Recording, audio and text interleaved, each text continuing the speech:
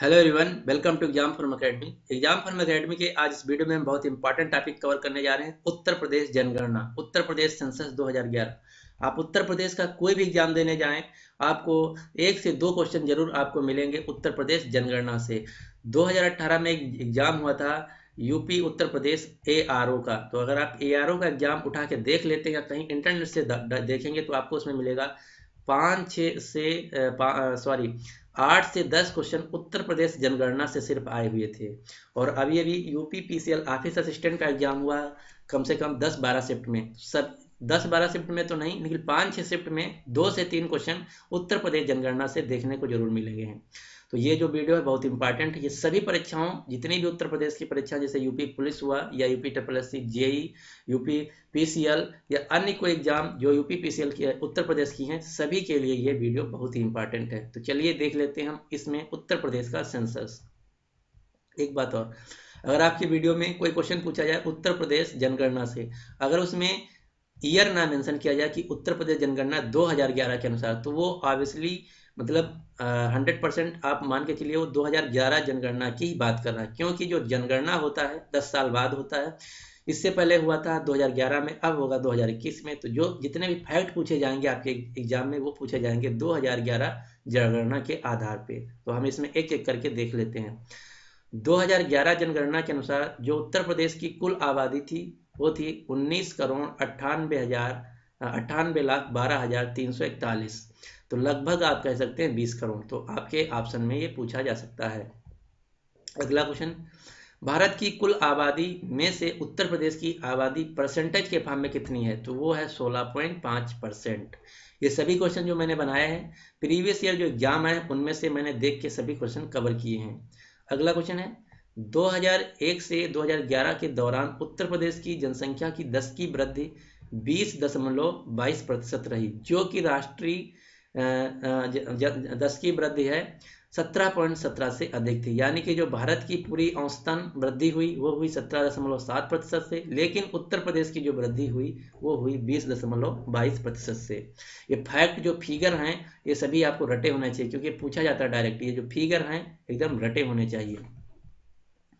अगला question, question number 10 की जनसंख्या वृद्धि की दृष्टि से देश में उत्तर प्रदेश का कौन सा स्थान रहा? तो ये रहा 14वां।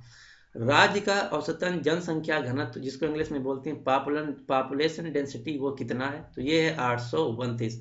पॉपुलेशन डेंसिटी क्या होता है? ये होता है कि एक वर्ग किलोमीटर, एक वर्ग स्क्वायर किलोमीटर में उस क्षेत्र में कितने व्यक्ति निवास करते हैं। एक वर्ग किलोमीटर में कितने व्यक्ति निवास करते हैं? तो जो भारत का है ये है 829, सॉरी उत्तर प्रदेश का जो है ये है 829, और भारत का जो है टोटल वो है 382। तो आप देख सकते हैं कि भारत से बहुत ज्यादा है। अगला, जनघनत्व की दृष्टि से जो उत्तर प्रदेश है देश का कौन सा स्थान है? तो ये है चौथा स्थान। अगला क्वेश्चन, 2001 से 2011 के दौरान जनघनत्व में 139 प्रति व्यक्ति प्रति वर्ग किलोमीटर की वृद्धि हुई। तो आप देख सकते हैं कितनी ज्यादा वृद्धि हुई। 2001 से 2011 के दौरान जनघनत्व में 139 लगभग 140 व्यक्ति प्रति वर्ग किलोमीटर में वृद्धि हुई। यानी कि प्रति वर्ग 1 किलोमीटर में अगर 2001 में रहते थे 100 व्यक्ति मान के चलिए, तो अब 2011 के बाद रहने लगे हैं 239 व्यक्ति। ये मैं एक उदाहरण बता रहा हूं आपको।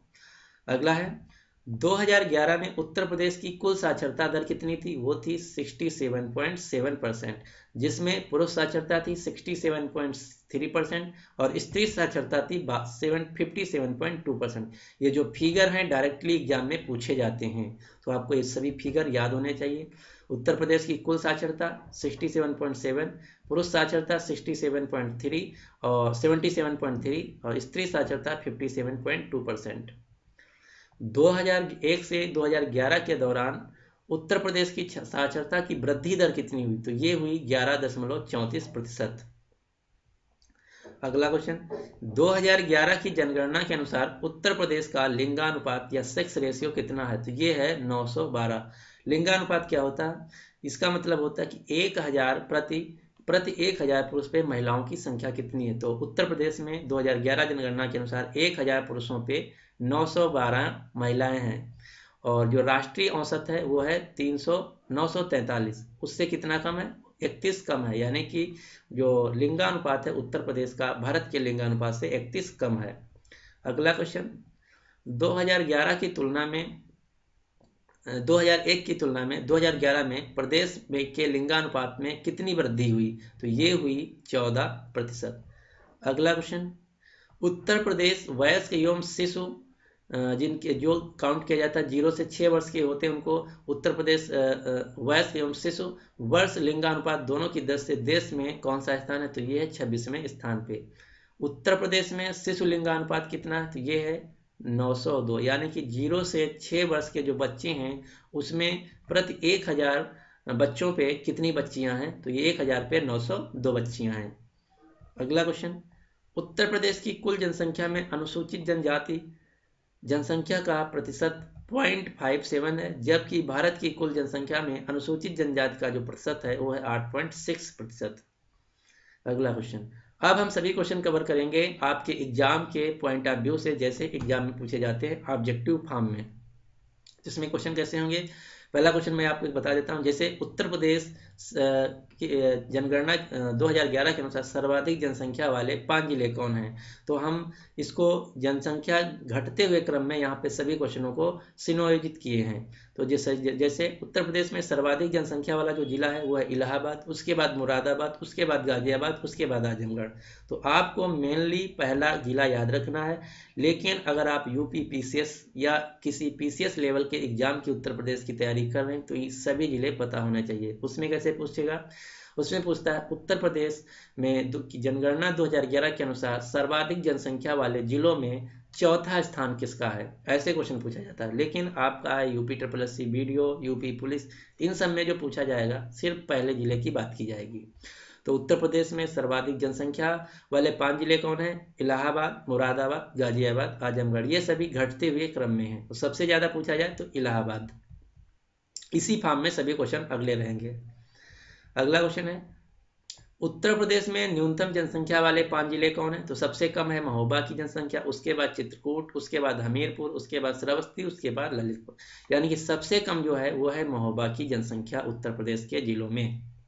और उत्तर प्रदेश में जो टोटल जिले हैं वो है 75। अगला question, question number, Uttar Pradesh में सर्वाधिक लिंगानुपात वाले 5 जिले कौन है, तो सबसे ज्यादा जो सेक्स रेशियो है वो है जौनपुर, उसके बाद आजमगढ़, उसके बाद देवरिया, उसके बाद प्रतापगढ़, उसके बाद सुल्तानपुर। अगला क्वेश्चन, उत्तर प्रदेश में न्यूनतम लिंगानुपात वाले 5 जिले कौन है, तो सबसे कम जहां लिंगानुपात है वो है गौतम बुद्ध नगर, उसके बाद हमीरपुर, उसके बाद बागपुर, उसके बाद कानपुर, उसके बाद बांदा। उत्तर प्रदेश में सर्वाधिक जनसंख्या घनत्व वाले 5 जिले, सबसे ज्यादा जो जनसंख्या घनत्व है वो गाजियाबाद में, उसके बाद वाराणसी, फिर लखनऊ, फिर संत कबीर नगर, फिर कानपुर नगर।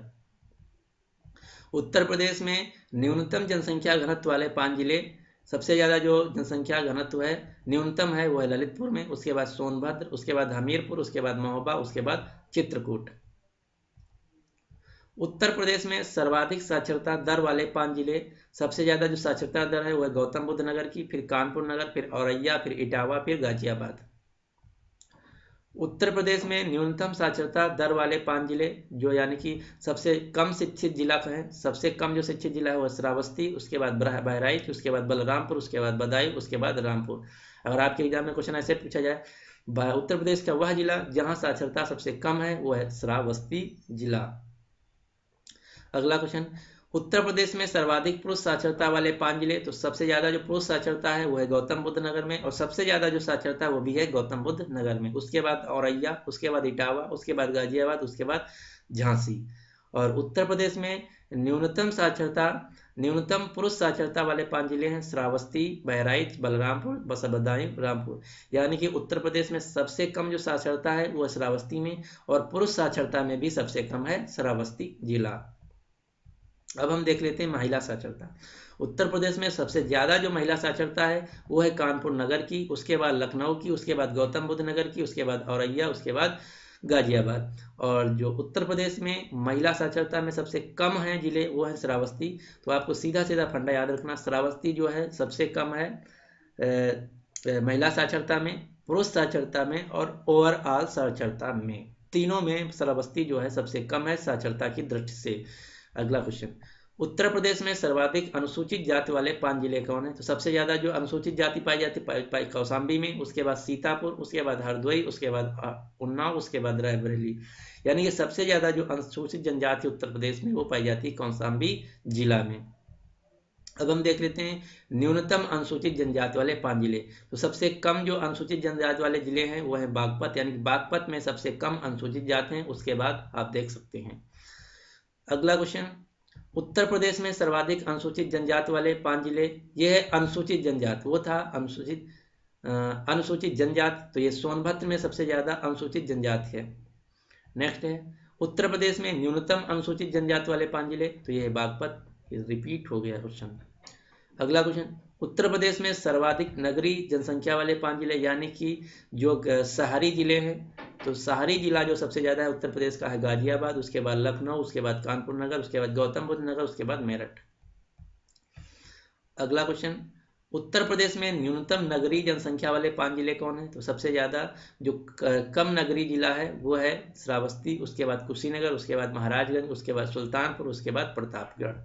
आपको मेनली पहला जो पॉइंट है वो याद रखना है, लेकिन क्वेश्चन कैसे भी पूछा जा सकता है, इसलिए हम 5-5 कवर कर रहे हैं। अगला क्वेश्चन, सर्वाधिक 10 की वृद्धि दर वाले 5 जिले, तो सबसे ज्यादा 10 की वृद्धि रहा वो रहा गौतम बुद्ध नगर में, उसके बाद गाजियाबाद में।